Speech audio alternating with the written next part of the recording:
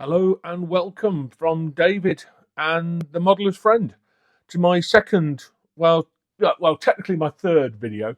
My first one wasn't very good. You can watch it. It's got a picture of a Panzer IV on the front if you really want to watch it, but I wouldn't, because the sound was crap and everything else. But hey, hopefully this one's getting better, and I'm getting better as I go along. This time is an unboxing of I Love Kit 1/16 scale M4A1 Medium Tank, otherwise known as the Sherman. But before I get onto this one, my last video was an unboxing of Tiger 2, and I thought I'd give you an update as to where I am with that. And here it is. Not much to look at, I'm sure you'll agree, because it's far from finished. It's in a very, very loose coat of primer, mainly because I can only spray outside with a rattle can in the garden currently, because I haven't got my spray booth fixed up. But very quickly, as I said, because the video on the last one, I build the interiors, so there we go. You can see the interior is built. As you can see in there, it's got all of its shells and its interior and a jerry can and all the rest of it. Hopefully you can see all in there that I don't cheat. I do build, but I don't paint it. Because as I said, as soon as you do that, it will fit. It does fit. Ah, there we go. You can't see it, although I do leave the hatches that can be opened if somebody does want a quick peek inside to see that I'm not cheating. Anyway, like I said, a lovely build, a fantastic build, a very impressive model, or as it will be when I've finished. I'm doing some weathering to it. See some of the damage on the mud guards or the fenders, depending on which side of the pond you're watching this video on.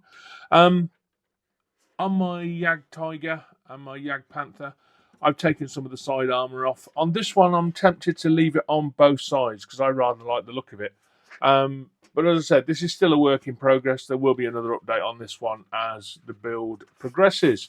But anyway, that's enough of that one before I put it somewhere that the barrel will get damaged. And if you hear a crash halfway through, you'll know I've not put this one very safe. Anyway, on to this. Now we are learning together on this one because I've not opened this box yet, so I'm as intrigued as you are to see what's inside. As I said with my last one, these are completely unedited, unscripted, so if I do and I do apologise, because that really gets on my nerves when other people do it. But hey, to err is human, as somebody once said. I forget who did it.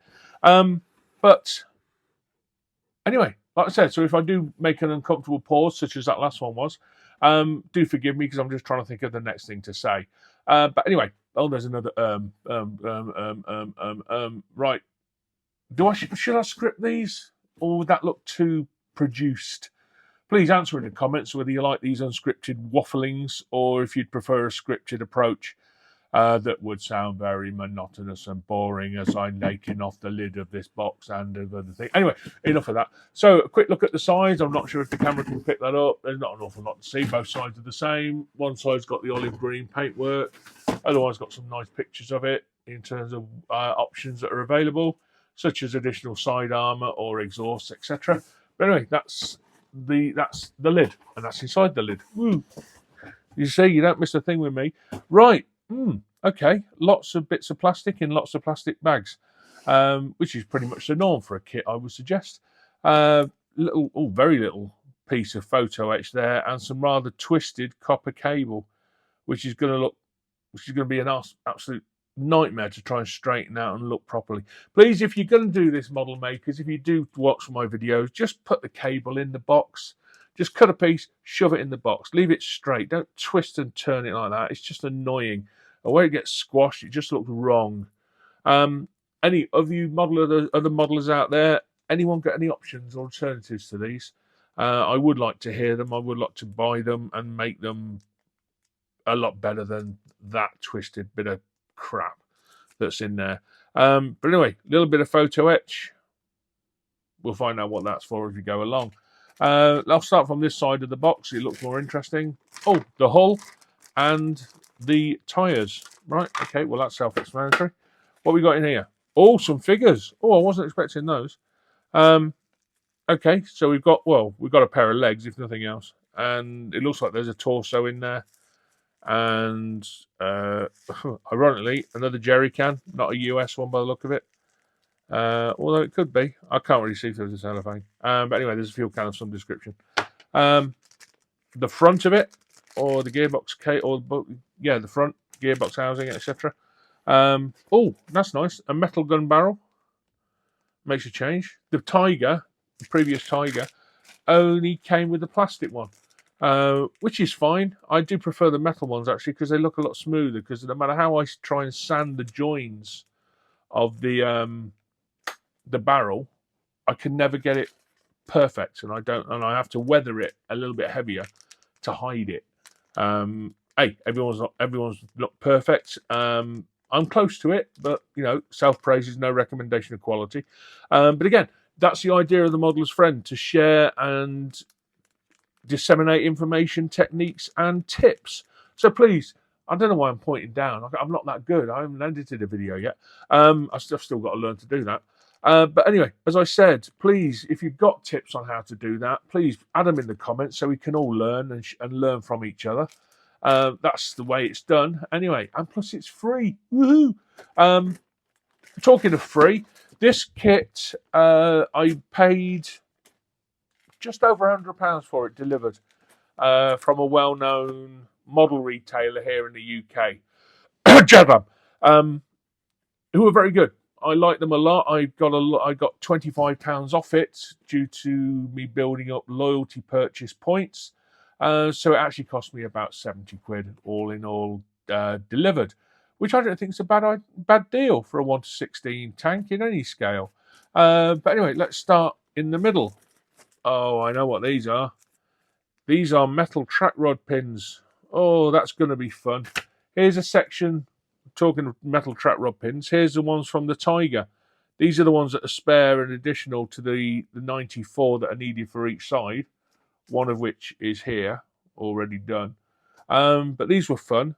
That's a separate piece, that's a separate piece, that's a separate piece, that's a separate piece. One pin from that side, one pin from that side, and the link in the middle.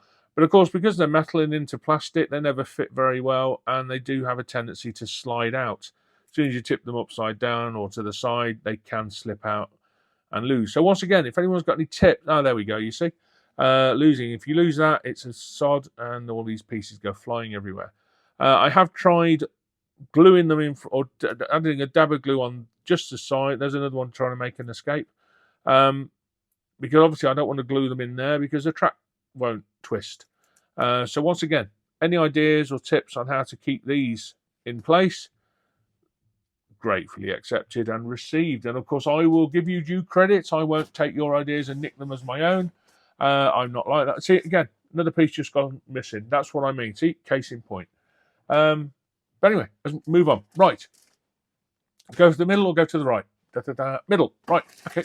Oh, you've got a plastic barrel. I take back what I...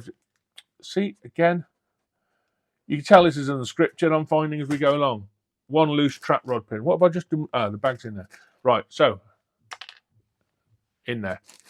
Right, what we got here? Gun barrel, gun mantlet. Looks like vision ports.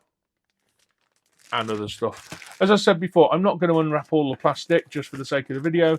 I do that as I go along, but this is just finding out as we go, and I'm just guessing a lot of the parts, like the side armour hull, the mantlet surround, the turret surround, or underneath the turret by the look of it. Put that upside down, that's the right way up.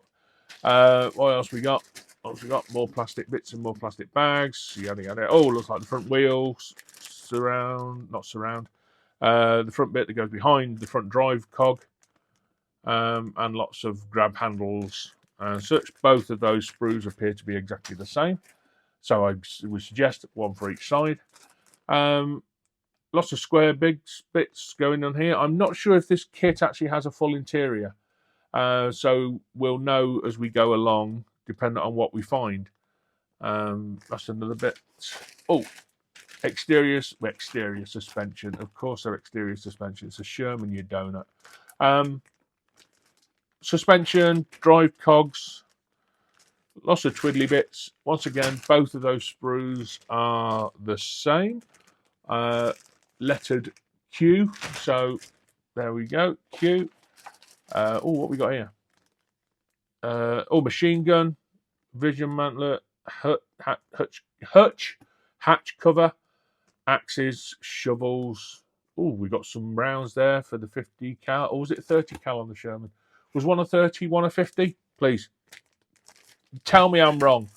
And oh, here we go. You could tell these are the tracks because you've got 1, 2, 3, 4, 6 sprues with lots of little fiddly bits. These are the tracks, aren't they? You can tell there.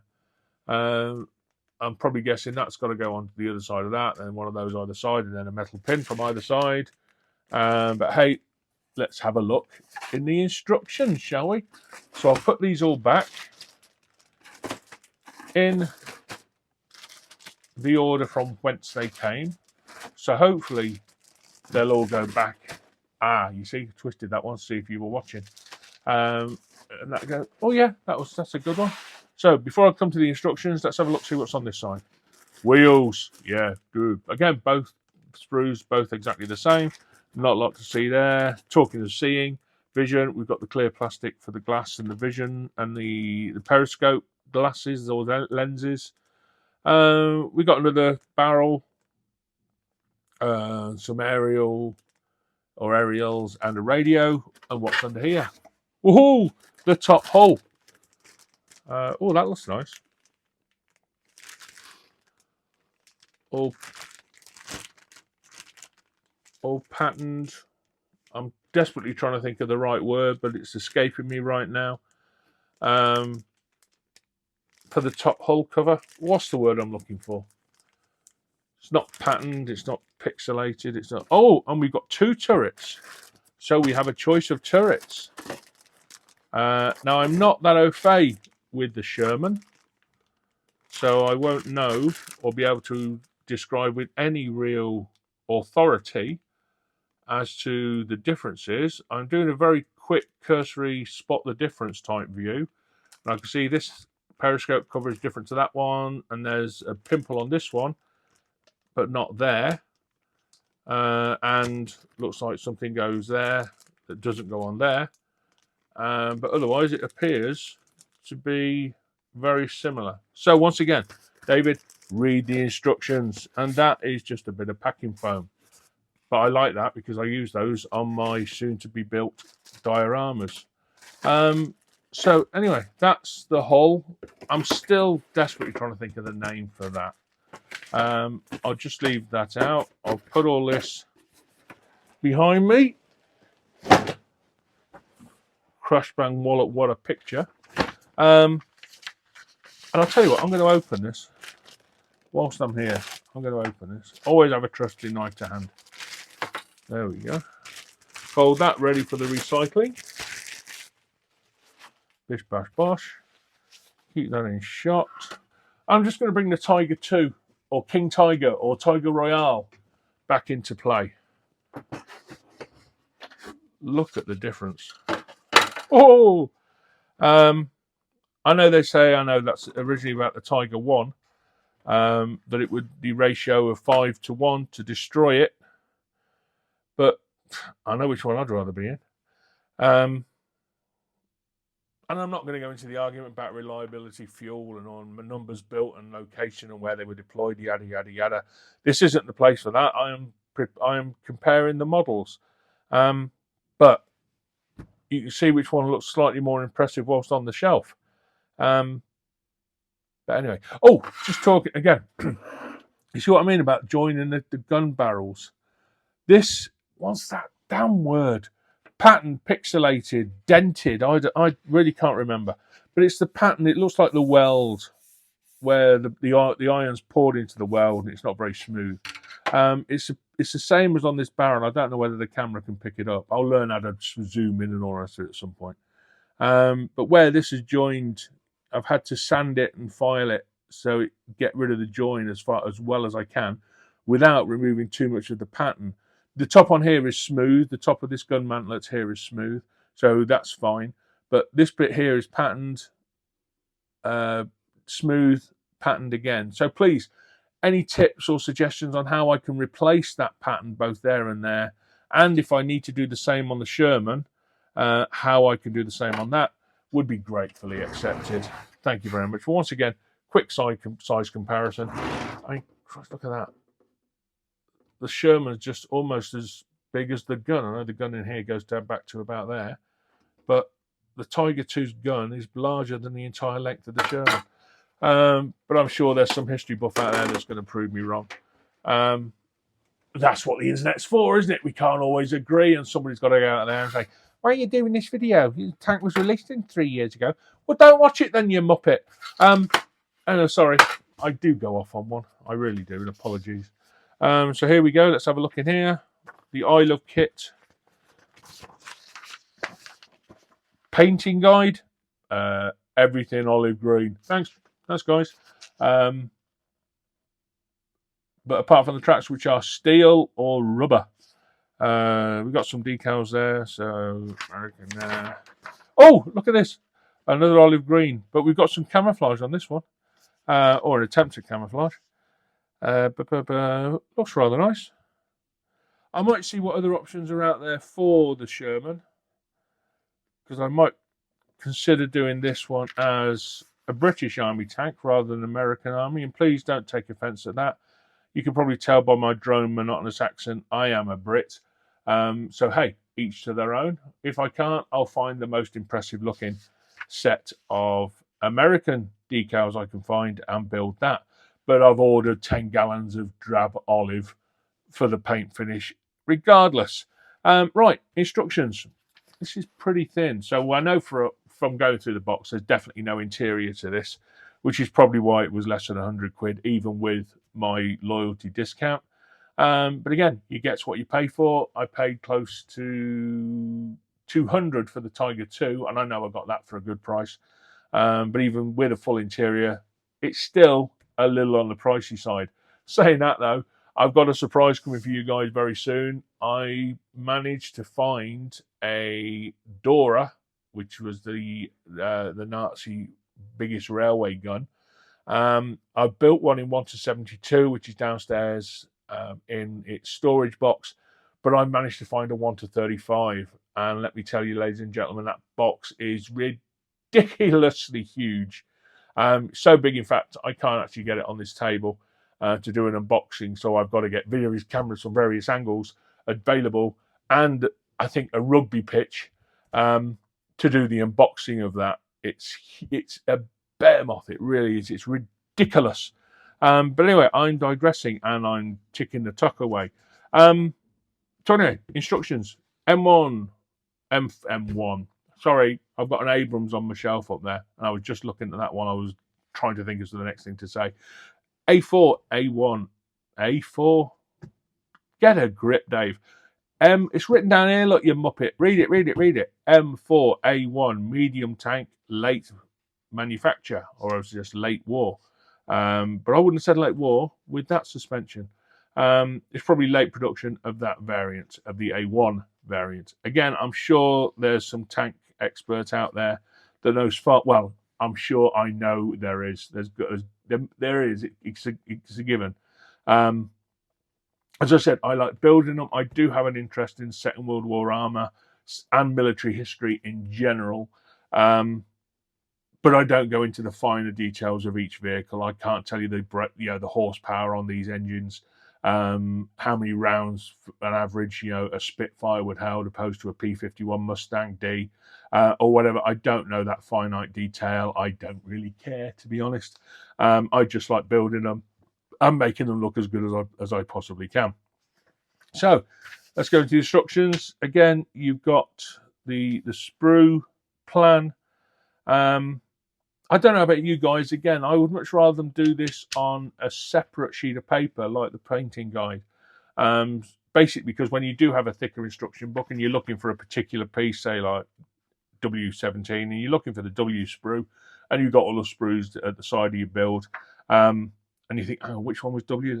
And so you've got to go flicking back through the book to find out W looks like that. And then you realise, of course it is, it's over there. So I think that on a separate piece of paper you could probably keep to one side would be much better. So please take note, Mr. and Mrs. Manufacturer. So again, we're starting with the suspension. Now, I did start to build the I Love Kit M5 Stuart, which has very, very similar, if not the same, suspension units. And as I said before, my hands don't work very well. I've got an ailment. I won't discuss it or bore it with you here. But I can't build the smaller kits. My hands just don't let me. I can't sense how good my grip is. So lots of little things go bing, and the carpet monster gets them before I manage to find them. So this is one of the reasons why I build the larger scale stuff. There are not as many fiddly bits, although yet there are, but not as small as a 1:35. I can't do the tracks on them things or whatever. So the M5 was I gave to a very good friend of mine, John, and he built it for me. Well, not for me, he built it for himself. And he's done a very fine job of it. And he doesn't usually build armour, he builds aircraft. But as I said, thank you, John, for building that. You've done me a return favour in building some German anti-aircraft guns in 1:72 for my railway gun, my Leopold railway gun, which I will be putting on a small diorama with 2 more wagons, an anti-aircraft and a steam locomotive to haul it. So yes, that was nice. And John, you did a fine job of that Stuart build.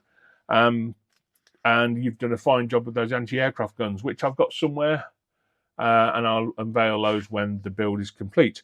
So again, nice, clear, easy instructions. I can't see any problems so far. Instructions are as instructions do. Once again, very, very basic kit.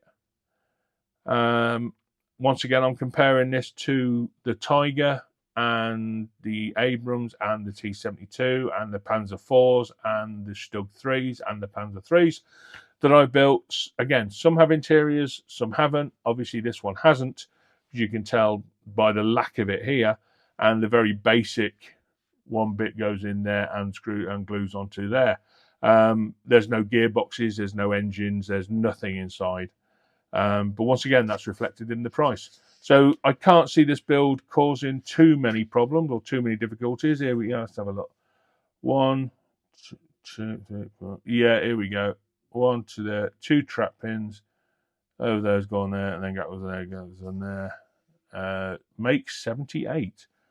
Oh, is that? I'm guessing that's 78 each side. But we shall see. I tend to make them in blocks of 10. And then mount them all together. It's just a little bit easier for me to do, and it makes me keep track on how many I'm building and how many are needed. As I said, for example, the Tiger 2 was 96 per side. This one's 70. Well, it says 78 here, but I'm guessing it's 78 per side. But I'll see how many I've got left when I've built a row of 78. Machine gun, I'm guessing that's 30 cal. Then we move on to the vision huts, the engine cowls with a bit of pre-etch or photo etch even. Then we've got pretty much everything that goes on the outside, and we're on page 11 already. And the barrel support, more accessories. Now, just remind me, just again, case in point, these additional accessories like the axes, the shovels, the jacks, etc. Do some of you build as the instructions suggest and then paint afterwards with these in situ? Do some of you do what I do, is build, keep all these bits off, paint them separately, and then attach as the finished paintwork is complete? Or do some of you do it another way? Please, again, comment, share, like, and all the rest of that. To give us some suggestions and some tips, because I've always found, especially when building aircraft, if I've got to the priming stage, then you're trying to glue a secondary piece to a primed component. The glue is then trying to go through the priming paint as well. So, do you get as good a bond as you would do if you were just bonding clear plastic to clear plastic? And clear, I don't mean clear as in I can see through it. Clear as in no paint, no prime, nothing else on there. But some models, especially the aircraft I build, when you've got to paint the undercarriage and the undercarriage wells, etc., or inside the cockpit, you've got no choice but to paint them before the final construction. And I never can find a good enough bond, or I'm never quite happy with the final construction or the final bond. So please give me some tips. I'm still learning. I'm not by any means professing to be an expert here. As you can see, very, very basic. No interior for the turret either. No gun interior wise. No seat, so it's a case of glue it together and stick the barrel on afterwards. Shut up, David, get on with it and paint me. So by the time we get to page 23, it's done. And that's it. Thank you very much. Good night, Vienna. So once again, I can't see this build causing me too many problems. This is where I've probably learnt too far into the video, and it's all to cock, and I've got to do it all again. But anyway, ladies and gentlemen, thank you. This is David once again from the Modeller's Friend and the M4A1 Medium Tank build. I will give you updates on this one as I go along. My next one will either be an aircraft, just by way of variety, or a Panzer IV. Watch this page. It won't be the Dora, because as I said, I haven't got enough space to unbox that thing yet. It is a bear moth, it really is. But I'm so looking forward to building it. But I've got an Achilles downstairs. I've got an M16, not an M16, obviously. Or it might be a railway model. I haven't decided yet, as I said, because the Modeller's Friend isn't just about plastic kits or plastic models. It's about model railways, scale electric, radio control, boats, slot cars, whatever takes your fancy. If you'd like to see any more videos, please do let me know. If you'd like to see an unboxing, once again, please do let me know. So that's me checking out. I hope I haven't bored you too greatly with this one. Again, thank you for watching. Do like, share, comment, and all the rest of that bollocks as it goes along. And happy modelling. Thank you and good night.